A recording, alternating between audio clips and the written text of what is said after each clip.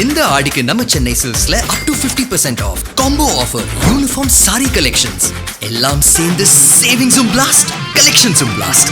நம்ம தி சென்னை சில்க்ஸ். தமிழ்நாட்டுல எல்லாமே சேஞ்ச் ஆயிடுச்சு. உங்க நகையையும் சேஞ்ச் பண்ணுங்க. உங்க பழைய நகைக்கு கிராமுக்கு 150 ரூபாய் கூடுதலா வாங்கி புது நகை எடுத்துக்கோங்க. அதே கம்மி சேதாரம் தான் உங்க லலிதால மட்டும்தான். ஹாலிடேஸ்னாலே அது நம்ம ஜிடி ஹாலிடேஸ் தான்.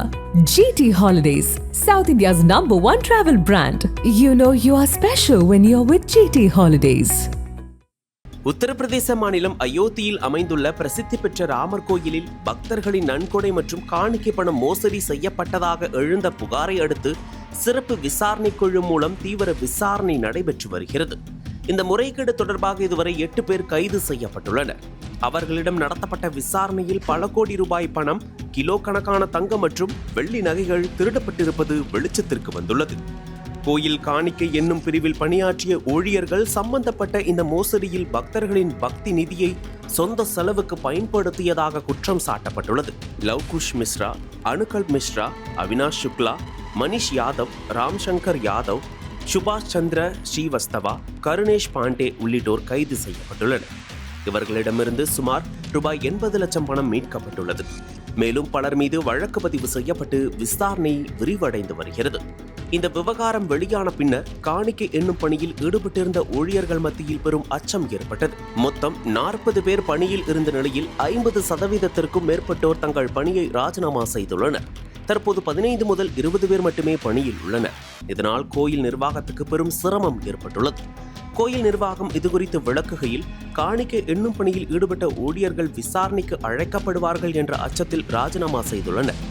முன்பு 2 ஷிப்டுகளில் நடைபெற்ற பணி தற்போது ஒரே ஷிப்டாக மாறியுள்ளது. ஊழியர்கள் 9 முதல் 10 மணி நேரம் வரை பணியாற்ற வேண்டிய நிலை ஏற்பட்டுள்ளது. மேலும் முன்பு மேசை நாற்காலியில் அமர்ந்து எண்ணிய பணி தற்போது தரையில் அமர்ந்து எண்ணும் நிலைக்கு மாறியுள்ளது என்று தெரிவித்துள்ளது. இந்த சம்பவம் பக்தர்கள் மத்தியில் பெரும் அதிர்ச்சியை ஏற்படுத்தியுள்ளது. உத்தரப்பிரதேச முதலமைச்சர் யோகி ஆதித்யநாத் உத்தரவின் பேரில் அமைக்கப்பட்ட SIT குழு முழு விவகாரத்தையும் தீவிரமாக விசாரித்து வருகிறது. மேலும் பலர் மீது நடவடிக்கை எடுக்கப்படலாம் என்றும் எதிர்பார்க்கப்படுகிறது.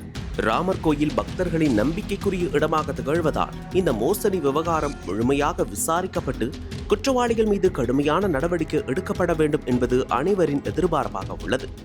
விசாரணை தொடர்ந்து நடைபெற்று வரும் நிலையில் முழு உண்மையும் வெளியாகும் என எதிர்பார்க்கப்படுகிறது.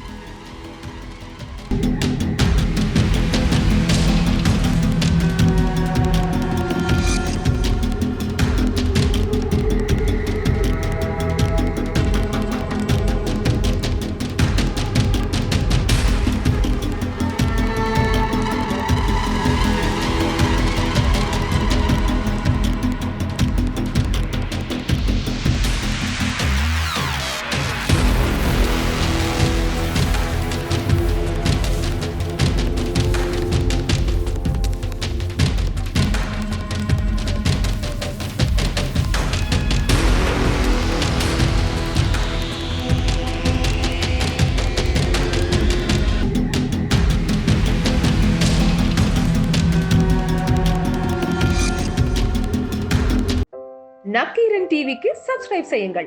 உங்கள் ஆதரவே எங்கள் பலம். ஆசிரியர்களுக்கு நண்பனாகவும் மாணவர்களுக்கு ஆசானாகவும் திகழும் தேர்வு வழிகாட்டி. ஒவ்வொரு பாடத்திற்கும் அனுபவமிக்க ஆசிரியர்களின் துல்லியமான தெளிவான விடைகள். CNC இருக்கு, தேர்வு பயம் எதற்கு? இது தீரன் பப்ளிஷிங் ஹவுஸ் விற்பனை வெளியீடு.